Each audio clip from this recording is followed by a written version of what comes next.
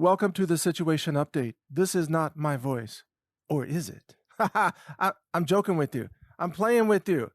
Thank you for the feedback on yesterday's podcast where I was demonstrating the AI synthesized artificial health ranger voice from a company called, 11 Labs, 11labs.io. Yeah, it's pretty shocking. Got a lot of feedback about that yesterday. Again, I appreciate your feedback quite a lot. And some people were freaked out, but most of you said in your comments that you could absolutely tell the difference between the fake voice and the real voice. And yeah, that's right. You can, because you have a lot of discernment and you know what my real voice sounds like because you've probably listened to more than one podcast. But a lot of those professionally crafted AI voices, they can be very, very convincing if someone's not familiar with what that voice is supposed to sound like, or if it's totally artificial, synthesized, from nothing. Like it's not even trying to mimic a person. It's just trying to sound like a real human of some human. You know what I mean? So anyway, I was on with Alex Jones last night on his new show that he's launched, Alex Jones Live. And I think that's just alexjoneslive.com. And I was talking to him about this on his show. And apparently, by the way, I'm going on his show today. Should be maybe halfway through the second hour or the third hour. So maybe somewhere around 12:30 Central. If you want to tune in, Infowars.com or band.video. It should be a really interesting show because I'm bringing all the crazy cricket photos that I'm going to talk about here tonight as well. But anyway, I was talking with Alex and I said, Alex, you should sign up for this thing and try it out and give it your voice and have it clone your voice and then say something, crazy or interesting or whatever. And I think he's going to do that. So I think on the Alex Jones show, at least this is his plan, he's going to clone his voice using this system, and then he's going to broadcast his voice saying something. I don't know what it's going to say, but he's doing this for the same reason I did it, which is to demonstrate the power of the deep fake voices now. And so that that if you hear, if someone alleges that I said something or he said something or Trump said something, these days, you don't really know for sure, unless the person confirms that they said it, which is different.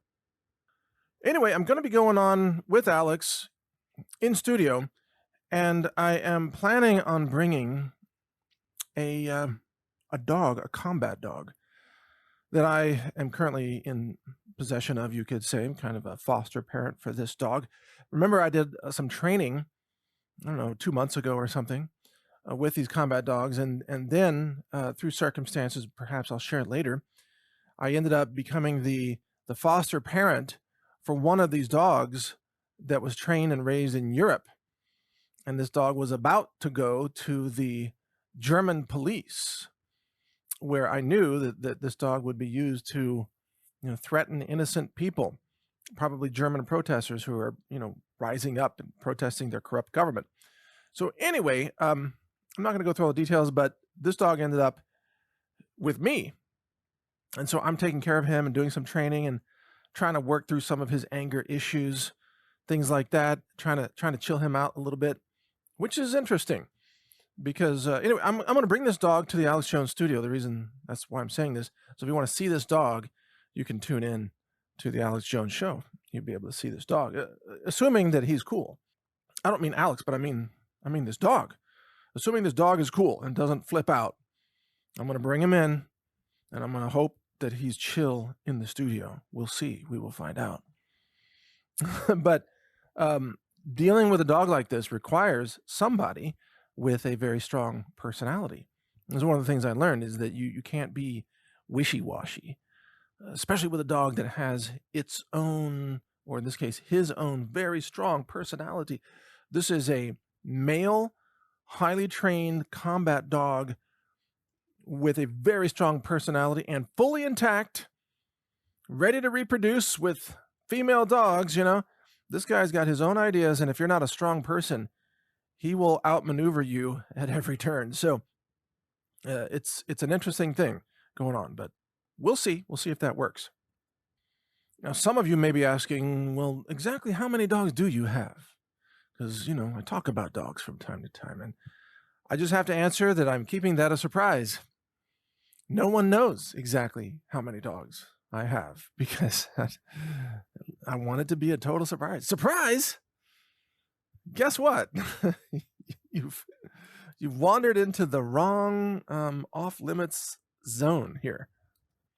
You know, we have the puppy dogs just to keep you distracted, the yappers, yap yap yap yap yap, and then while you're distracted, then we unleash the artillery combat dogs, long range, fast moving, and then while they're keeping you occupied or ripping your arms off, that's when I'm grabbing my rifle, etc., etc. But you get the idea. All right, we have an exclusive story for you here and some exclusive photos. Now, by the time you hear this, I should have already published a story on naturalnews.com, so if you'd like to bring it up and you can see these photos yourself, the title of the story is Eat More Bugs Exclusive. Natural News releases high magnification cricket snacks, cricket flour, and cricket microscopy photos from the lab. All right, so there you go. We went on to Amazon.com and we bought some cricket products that are intended for human consumption. One of those brands is called Cricket Bites. Another brand is called Intomo, or Intomo, like entomology. Get it? Anyway, Intomo Cricket Protein Powder, and we bought Bud's brand. Bud's Cricket Power is the brand. And there you can have 100% pure cricket powder. And boy, they're not lying. Wait till you see the microscopy photos. It's all ground up cricket parts. And there's nothing missing. It's got the legs. It's got the eyeballs. It's got the little cricket hairs, the cricket wings, and these two little freaky claws that I call the poop chute claws. And there's two big claws on the top of the poop chute, and there's two little claws on the bottom of the poop chute. The top ones are called the dorsal poop chute claws. No, seriously. Well, the dorsal valve actually is technically what it's called. It's a valve, but they look like poop chute claws to me, and that is where the cricket poop comes out. But whatever, you'll see. So, and then I bought one more brand, by the way, called Flukers, which is freeze-dried crickets for reptiles, which makes sense. I mean, that's the only product here that actually makes sense is, oh yeah, crickets for reptiles, because, you know, snakes and lizards and turtles or whatever, tortoises, they're built to eat bugs and crickets, I suppose, right? And so are chickens, right? But humans, well, that's up for debate, and there's a lot of chitin in these products. Chitin, Chitin. And chitin is part of the exoskeletons of these crickets, which, you know, because they don't have internal skeletons, right? They have external skeletons, and it's made of this hard substance that's indigestible. And if you eat crickets, you're eating a whole lot of chitin, which is indigestible. What happens when you introduce indigestible products into your digestive tract?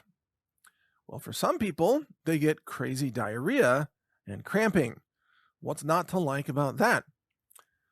So anyway, I bought these products on Amazon.com, and some of these products, like, for example, this Cricket Bites product, they have a recipe that's actually on their page on Amazon.com. Edible insect biscuits. It's a baking recipe. All right. So you combine 3 tablespoons of Cricket Bites with 3 tablespoons of worm bites. What are worm bites, you ask? Well, that's dried mealworms, of course. And then you add butter and coconut milk and some wheat flour and some salt and what have you, and you make edible insect biscuits, should you dare. And you bake them in the oven and so on and so forth, and then you just try not to look at it while you're eating it. It's like, oh, these are good. You know, right? So this is all being pushed on us, like all this globalist propaganda, like eat more crickets. And these companies are, I suppose you could say, innovative in this space, in the cricket space, like this Cricket Bites company. They've got hickory smoked bacon flavored whole roasted crickets, which I find really funny because I thought bacon was supposed to be bad according to the globalists that are pushing the crickets, but now we have bacon flavored crickets. That's crazy. It'd be like having, you know, cricket flavored pork ribs or something, right? Doesn't make any sense. Either just eat bacon, which is delicious, or eat your crickets and stop calling it bacon. You know, be honest about it. Cricket flavored Cricket Bites. It kind of reminds me of our story yesterday of Spicy chicken wings. Remember the lunch lady that stole 11,000 cases of chicken wings? Using one van, by the way, just one school food service van.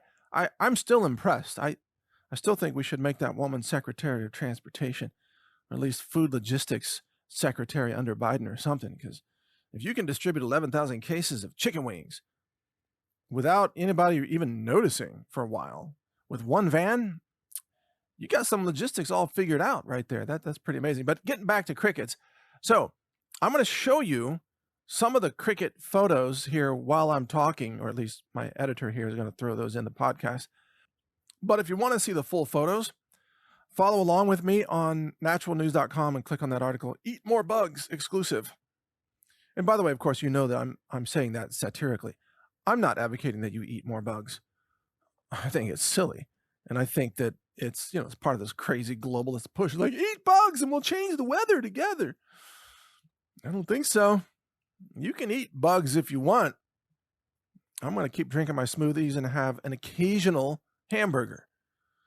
Like free-range grass-fed beef hamburger. Occasionally. I'm going to have an occasional piece of brisket every couple of months, something like that. I'm not giving up meat. I'm not going to eat these crickets. Oh, and by the way, one part of the marketing propaganda behind crickets is they say they use a lot less water.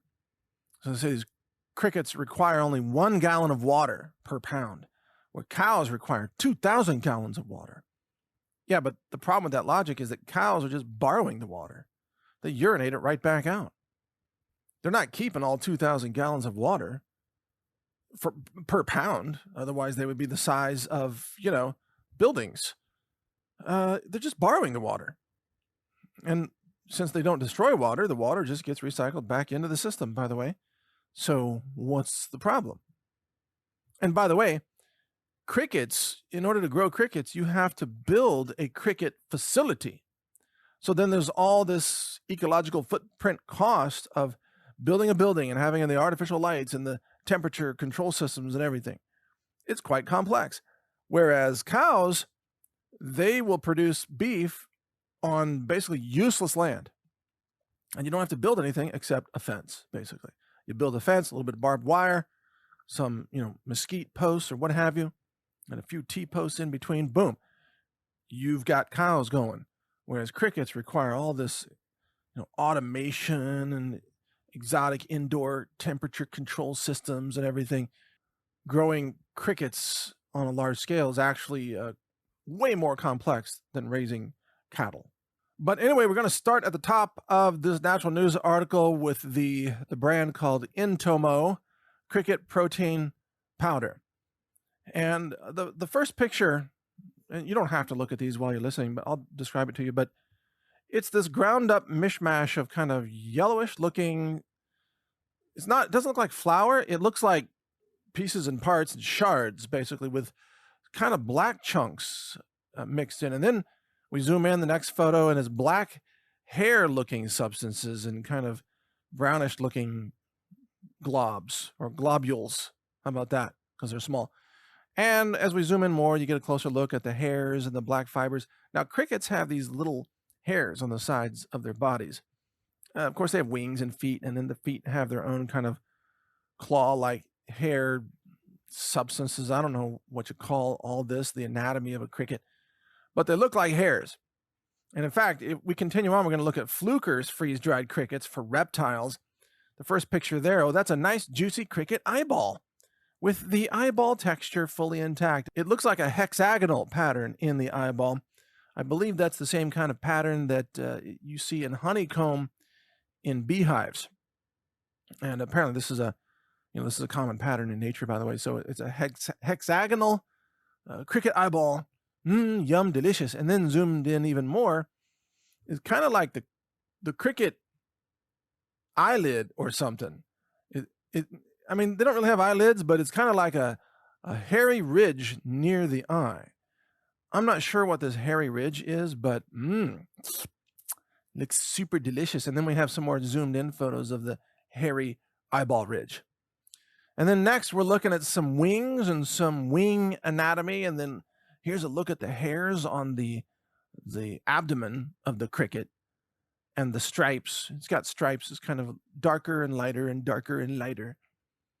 You can't say that crickets are just one color because they're multicolored, different hues. And then we're zooming in more. Oh, look at that. And then here's a cricket face, a cricket head with the eyeballs looking up at you. It's on its back, laying on its back under the microscope, looking up at us like, what's up, people? That's a freaky little photo right there. And then we have some more photos, and then we get to the poop chute. So the poop chute is this is the thing at the rear end of the cricket where the cricket poops, obviously. And then there's this crazy claw. We're going to zoom in. It's got two claws, and they're dark. They almost look like stingers on a scorpion, frankly, like two little poop chute claw stingers. But apparently they close the poop chute. It's important to close it off, I suppose. And it makes you wonder how, when you buy like dehydrated crickets, is it poop free or is it poop inclusive? Because, we want to be all inclusive here. We want to be tolerant, inclusive. We want to welcome all varieties of crickets, including poop chute factors. Cricket poop chute biology. Is the poop included? I don't know. But probably some of that's in there. I mean, I don't think that they have any way to get that out, right? So it's pretty much crickets and their poop, probably. I'm just guessing. Then we found some parts of the crickets that we just couldn't identify. It's like, what is this thing? It's like an alien head? Is it dehydrated brain matter? What is this thing? I don't know. And then we're looking at the wings. The wings, the abdomen, weird unidentifiable parts, and then leg sockets. Yeah, don't miss out on the leg sockets. We've got a couple of good photos of those leg sockets. You could tell that's where the legs plugged in.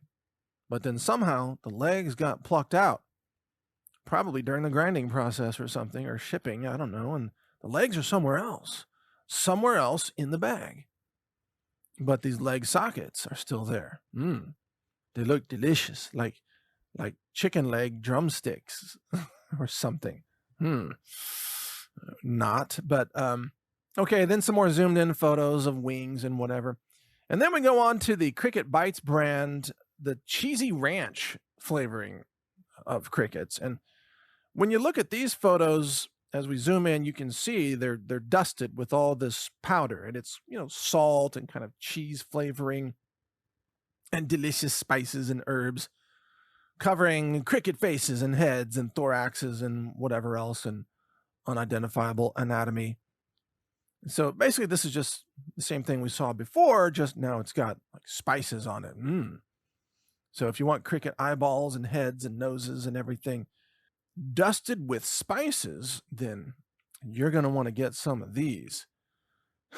Okay, and then we go to Bud's Cricket Power. As I said about Bud's Cricket Power, this brand, Bud's, I guess it's from a company called Harrison Food Group. Okay. At least they don't deceive people, Like a lot of processed food in the grocery store, it's very deceptive. They say, oh, it's blueberry biscuits, but underneath blueberry, there's a tiny word, flavored.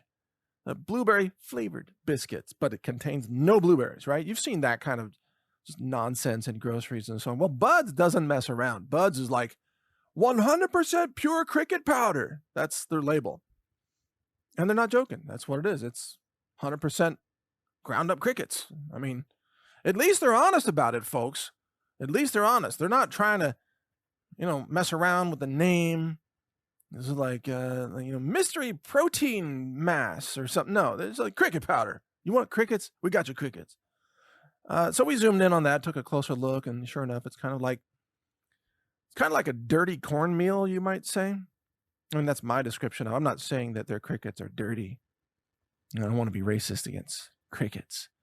But it does contain a lot of dark particles. Let's just say that kind of little hair-like fibers and little black pieces, chunks, things like that. So it's kind of, you could say it's kind of like dirty cornmeal in the way that it looks, I would say. Anyway, we zoom in on that and give you a lot of photos there, and it's pretty freaky. And then we find this crazy hair fiber type of thing. I don't know what that is, where that came from. Is it a cricket antenna? Is this part of the communication system? Is this the broadcast antenna that crickets use? I don't know. And we go on and we're looking at a dirty cornmeal cricket meal, whatever this stuff is, and some pretty good zoomed in photos at 300x, by the way, in terms of the optical magnification. A couple of these are at 400, but most of them are between 200 and 300. And it's just freaky. It's freaky. So I'm going to be sharing these on Infowars.com, the broadcast with Alex Jones, and get his comments on them. I'm sure he will enjoy talking with me about the goodies under the microscope. Look at the goodies. Look at the leg sockets. Look at the eyeballs. Look at the poop chute claws. So many goodies to choose from. Which one should you eat first? And speaking of my Bubba Gump reference yesterday, now we got to have fried crickets, boiled crickets, grilled crickets, spicy crickets, right? And that's what they're going to do with all the crickets. So while normal people are eating shrimp, or maybe, I don't know, maybe chicken, or maybe soy if they're vegetarian, like spicy soy patties or whatever, a bunch of people are experimenting with these crickets. So I think this is going to increase sales of toilet paper because of the diarrhea factor for consuming chitin. That's my guess. I'm just guessing. And some companies are selling cricket dog food.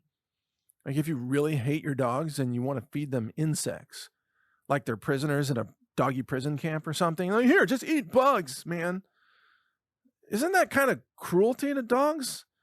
I think dogs prefer to eat, other animals, like one of my dogs who I've named the Bunny Gobbler, as you may have recalled. This little dog, just remember, she brought to me this small bunny sideways in her mouth. It was like, I don't know, 6 inches long or something, this bunny. I was like, oh my gosh, you caught the bunny. And I'm like, no, give it back. And she goes, she swallows it. She's the Bunny Gobbler. And frankly, that's the kind of food that dogs, they're predators. They're night hunters, by the way. That's the kind of food that dogs are, built to eat. Frankly, a lot of meat, a lot of other animals, smaller animals like bunnies, but not insects. Are there any veterinarians out there who could chime in on this in the comment section? What happens if you feed your dogs just a bunch of insects day after day because you want to be green? What happens to your dog's digestion system? Does it all fall apart from the inside, or what happens? Do they have diarrhea too? I would imagine. Doesn't sound pleasant. But a funnier thought is I would imagine there are some people who know that their dogs need bones and raw food, right? Dogs need bone marrow. Dogs need bones to chew on. That's why I buy beef bones for my dogs. And they chew on the bones and they love it. It's their favorite thing. I imagine there are some people who know that dogs need raw bones, but then they for themselves, because maybe they're part of this climate cult, they eat crickets themselves. Can you imagine a household in America where the humans are eating crickets and the dogs are eating healthy raw food? Because that's coming. It might be here already. So what's for dinner, Mommy? Cricket stew. Except for Fido over there, he's getting like actual beef bones, yeah. That's how crazy it's getting. Now, you just know, by the way, that as the globalists are pushing this cricket diet fad or whatever it is, they're going to place this into shows. So Netflix will get paid probably to produce shows that have people eating crickets, cricket snacks and mealworm salads and whatever else. In fact, here's a story from Breitbart. It says GM pays Netflix to place electric vehicles in entertainment content. So Netflix has entered a deal to feature General Motors electric vehicles in its original movies and TV series, providing the company with a new revenue stream while burnishing its questionable credentials as a corporate climate crusader. That's at least how Breitbart is writing it. So when all these new shows is going to be electric vehicles and cricket dinner plates and mealworm salads. And also there'll be a transgender character, probably munching on crickets and driving an electric vehicle. And then there was a notice out of the Billings Logan International Airport, that's in Billings, Montana. The Assistant Director of Aviation and Transit, Shane Ketterling, shared a statement Thursday about a ground stop that was issued Wednesday afternoon. On Wednesday, February 1st, a ground stop was issued that stretched from Helena to Billings, and it lasted approximately 2 hours from around 1:30 to 3:30 p.m. So, a ground stop is where they don't allow any ground air traffic, right? Like no airplanes can take off or land, nothing that touches the ground, right? So the ground stop happened mid-afternoon when the airport has very few flights.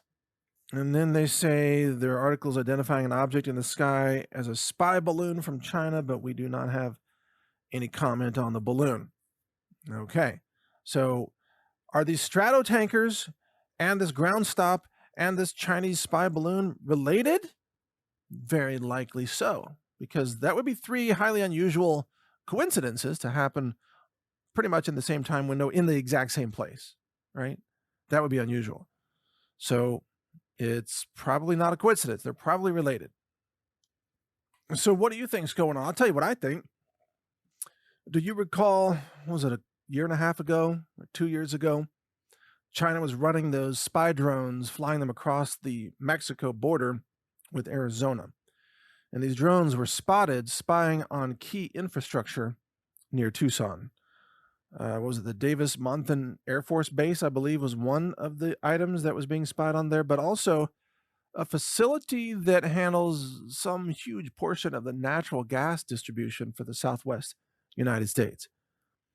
And the spy drone was then chased by I think it was the Tucson Police Department response helicopter. This was all written up, by the way, at that website called thedrive.com. And if you want to look this up, you can read it there. I'm just going off memory.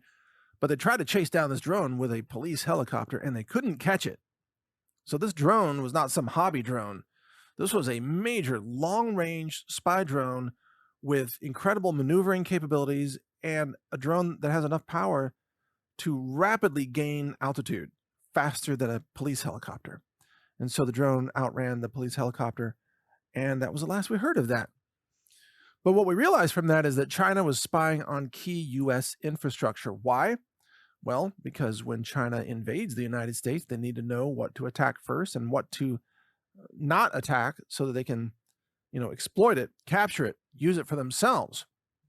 And so when you have a spy balloon flying over in the northern United States, you have to think, well, what's China doing? Obviously, it's got communications that relay to satellites that go back to China, and they're spying on probably infrastructure, military bases, gas facilities, refineries, railroads, whatever, power stations, electrical grid, substations, and so on. And you might say, well, they can see all that from orbit with satellites. Yes, they can, but the closer you are to the ground, the more resolution you have, given any existing, camera technology. So by flying a balloon at 80,000 feet altitude, that is much closer to the planet than, 1,000,000 feet of altitude or wherever the satellites are. I mean, I guess satellites are at all kinds of different altitudes, but you get the point. The closer they are to the surface, the better the resolution of the cameras of what they're getting. So from 80,000 feet using existing camera technology, they could read the barcodes on the shipping labels on your Amazon packages left in front of your house. Okay, that's how incredibly precise it is. And with that, they can also spy on individual people, getting patterns of what their head and hair look like from the top, what their cars look like, what their homes look like, and so on. They can track people and track their movements, and they can determine who's going in and out of government buildings or military bases, and they can track those people back to their homes by just watching where their cars drive from altitude, And they can build a database using metadata that China has already stolen from the United States. They can build a database, also public records of your address, linked to your name, your mailing address, all that. And they can determine where all the top secret military people live and where the government people live. And don't forget, they stole the government database of all military personnel. Remember that?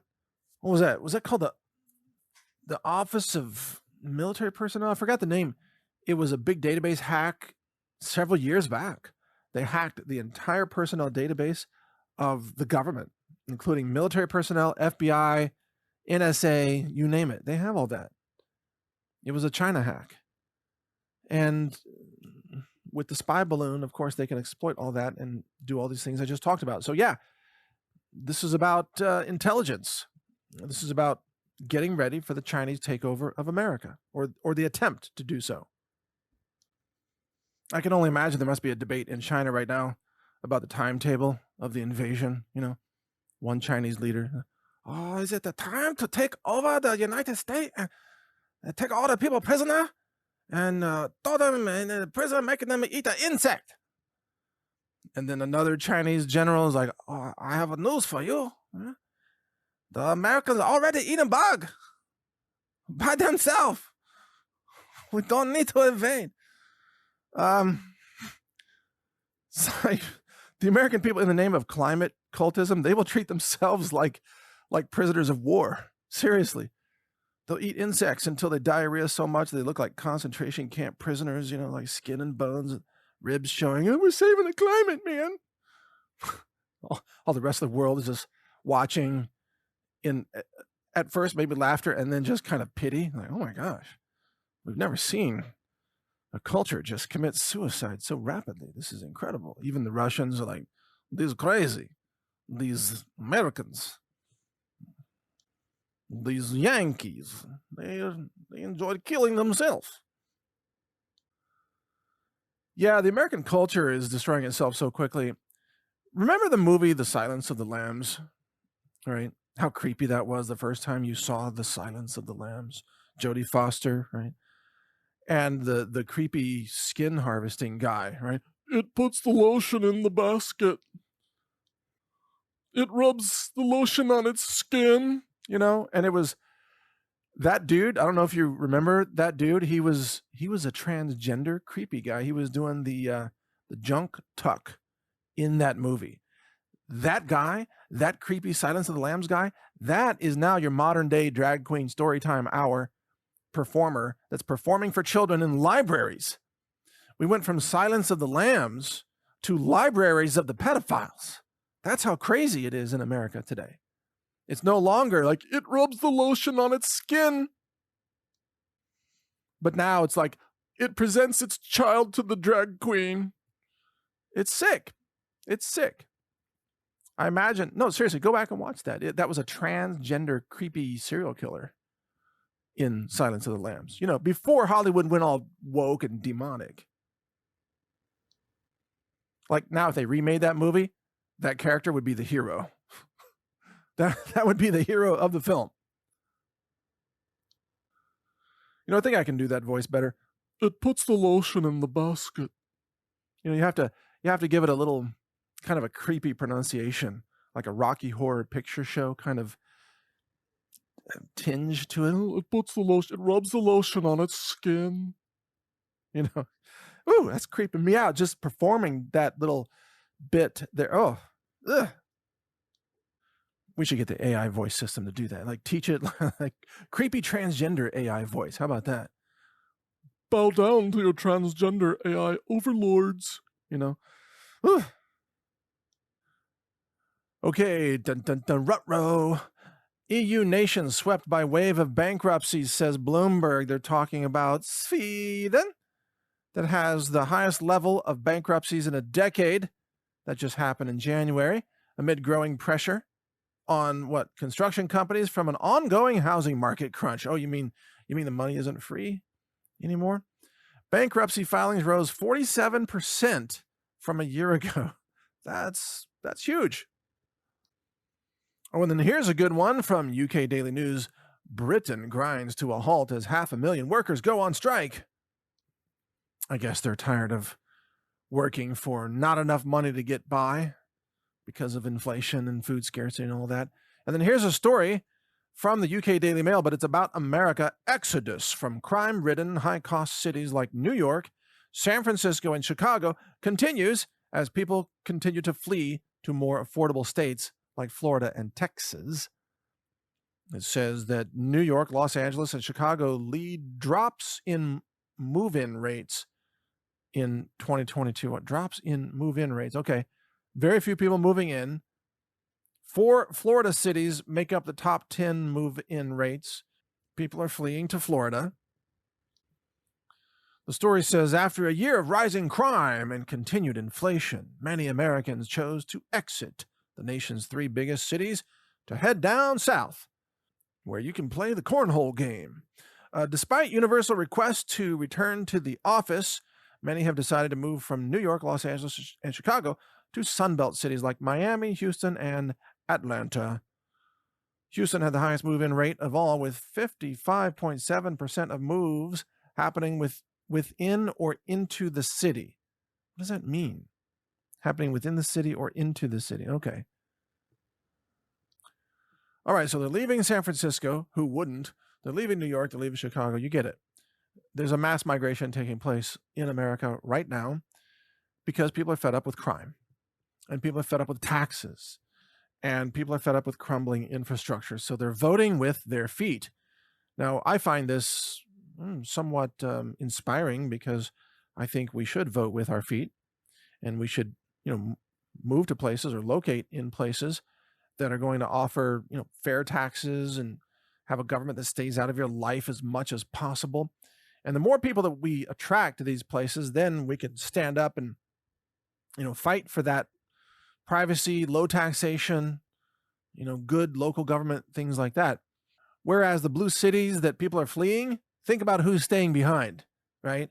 Who's staying behind in the blue cities like Los Angeles?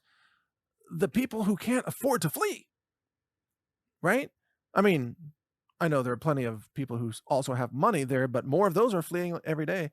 For the most part, the people staying behind are the addicts, the low-income people who can't afford to leave, some people who have ties there that, children's schools or relatives in nursing homes or what have you, or work ties or what have you. But the people left behind are the people who are going to continue to vote for the worst possible policies, which means that these cities, these left-wing cities, are in a death spiral. They're just going to go downhill ever more rapidly until more and more people flee. And if you live in an area where the government goes insane, at some point you have to figure, we got to get out of here. Now, here's a story from Breitbart. Great Reset. Britons face £300 fine for burning wood to keep warm. Yeah, if you burn wood in a wood-burning stove, you get fined. So even though electricity prices are through the roof, right?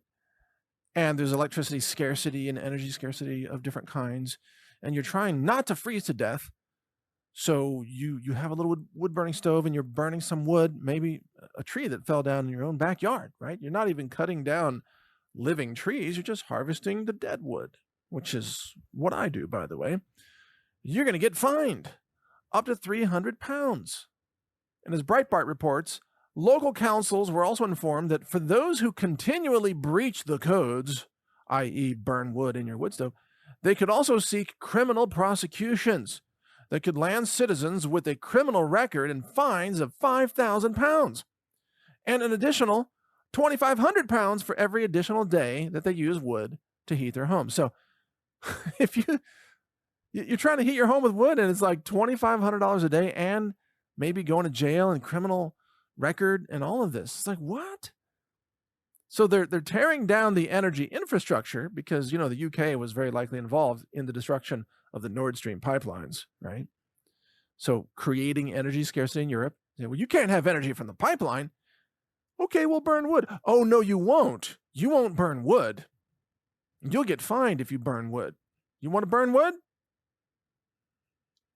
You could be in the UK trying to harvest some wood for your fire, and some creepy voice-actuated street light says, it removes the wood from the basket.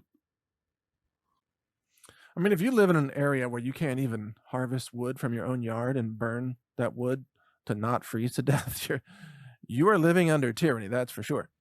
Now, from the Economic Collapse blog, Here we go. 2/3 of the country in the United States, we're talking about, are now living paycheck to paycheck.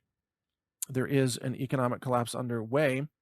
More than half the country cannot even afford to pay an unexpected $1,000 emergency expense. Can you imagine that? They can't even come up with $1,000. And then we're facing the death of the dollar. And there's a really great little blog on blogspot.com called Out of Laws. outoflaws.blogspot.com. And this was just posted. I linked to it, by the way, on censored.news. And I encourage you to check censored.news throughout the day. Although today, it's not going to be updated much because I'm going to the Alex Jones studios. I'm not going to be posting a lot of stuff. Here it is. Death of the dollar. Millions of people will be pushed into extreme poverty and chaos. All these things happening to America now were warned of long ago, but millions refuse to see. I want to read a few parts of this for you because I think it's right on the money. This author writes that by my calculations, this crisis will reach its climax in late 2023. Oh, they're talking about the war with Ukraine and between Ukraine and Russia, well, NATO and Russia. And it says, if we are not on the winning side by then, America will simply stop being a world superpower. And then, he writes, inflation will turn to hyperinflation. And very soon, years' worth of savings will barely cover your next few meals and bills. That is, unless you want to eat crickets. Too big to fail companies and banks will go bankrupt, with millions of secure jobs vanishing overnight. If you lose your job, don't hope you'll find another one soon. If you're retired, don't think your pension will help you survive what's coming. Homes will be foreclosed and flood the market, causing a real estate crash worse than anything we saw back in 2008. And the homeless and hungry will replace the well-off and prosperous. America will descend into a debt spiral, but unlike today, nobody will want to lend us any money. Our way of life will collapse and the country might never recover. He says, I don't make this prediction lightly. It's based on years of extensive research and recent economic facts, which I will lay out in the following paragraphs and so on. And it goes into what's behind all of this thinking and Bretton Woods and the petrodollar status and so on. It's very consistent with what we have been mentioning here, about the BRICS system, the BRICS nations, the new world reserve currency to replace the petrodollar, all of that. So it's well written. The one thing I wonder is, will crickets be the only food that the impoverished American masses can afford? Will a hamburger become this crazy luxury item? Like $100 to eat a burger. But if you want crickets, then that lunch is only $20, something. And mealworms, what have you. There's something really fishy about this really high pressure rollout of insects right now. I mean, it's obviously contrived, so it's timed along with everything else we're seeing. It's timed to coincide with World War and the cyber attacks on the financial grid, the collapsing value of the dollar, and so on. This is all being pushed on purpose, along with transgenderism and pedophilia and all that. But it's almost an admission that the powers that be, they know that they're going to collapse the existing food supply, especially the meat supply. There's not going to be meat, at least not affordable within reach to everyday Americans. It's going to be, crickets for everything. You go buy Campbell's soup right now, you can get like ham and bean soup, I believe, right? Isn't that one of their soups? Ham and bean, or bean and ham. Pretty soon it's going to be beans and crickets, cricket butts, cricket abdomen soup. Campbell's crickets. It'll be like all kinds of extra wings and feet and leg sockets and whatever. And you start describing what's in there. Starts to sound like creepy, monstrous stuff like, cricket soup with extra leg sockets. It's delicious. You're like, monsters eat that. Yes, monsters eating precious leg sockets. Well, today's podcast is a collection of some pretty creepy voices. I'm sorry about that. That wasn't my intention going into this. It's just, I'm just performing the content here. It's creeping me out, actually. Hey, did you hear about Johnson & Johnson? You know, they lost all these court cases over talc powder causing cancer, you know, and even billions of dollars in judgments against them. And so Johnson & Johnson, which also makes, they tried to form a new subsidiary and then to have that subsidiary declare bankruptcy in order to dismiss all the billions of dollars in judgments. At least that's the way that I understand it. It's probably a simplified version, but a court has apparently rejected this. But did you know that Pfizer did that before?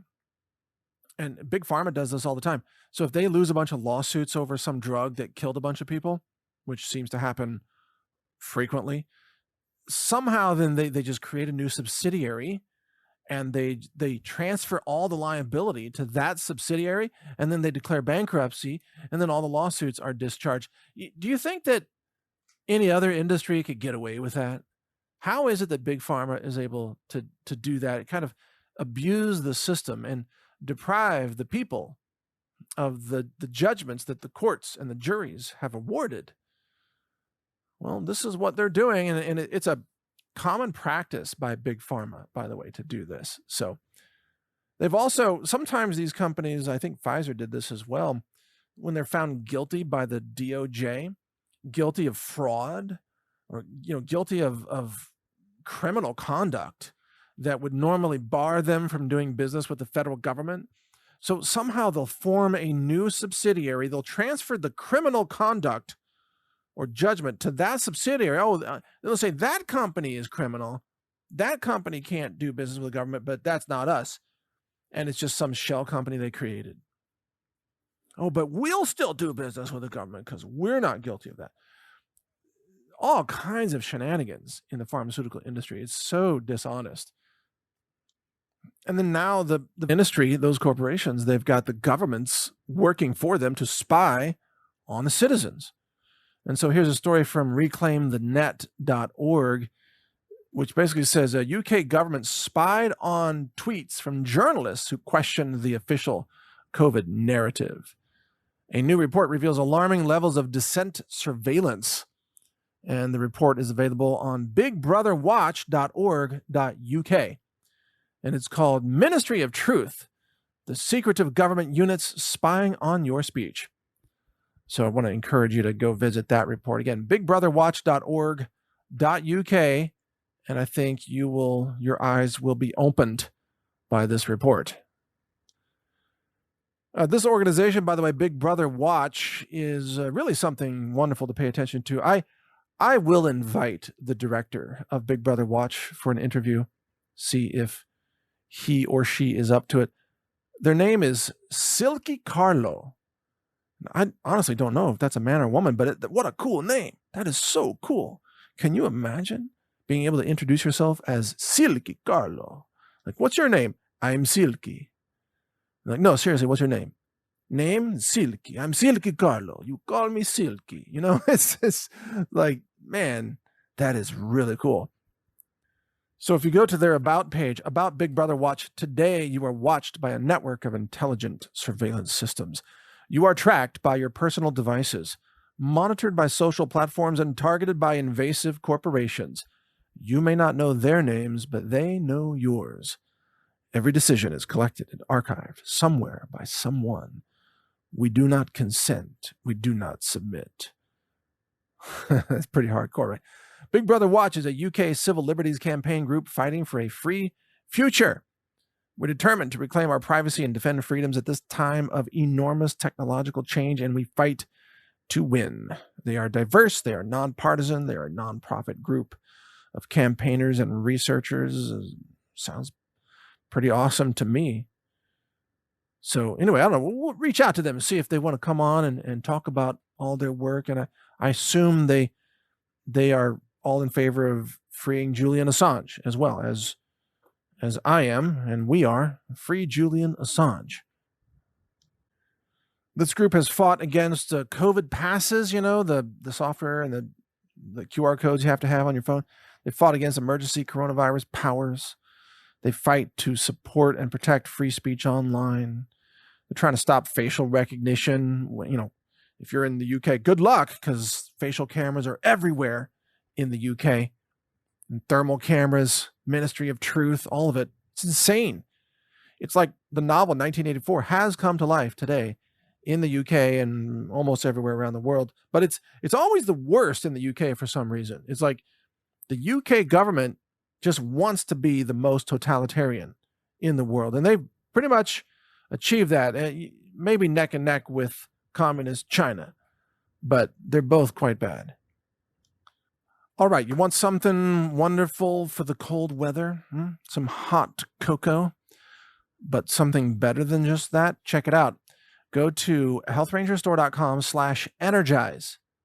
Just enter that into your browser, healthrangerstore.com/energize. And we have there a whole landing page about organic cocoa energize.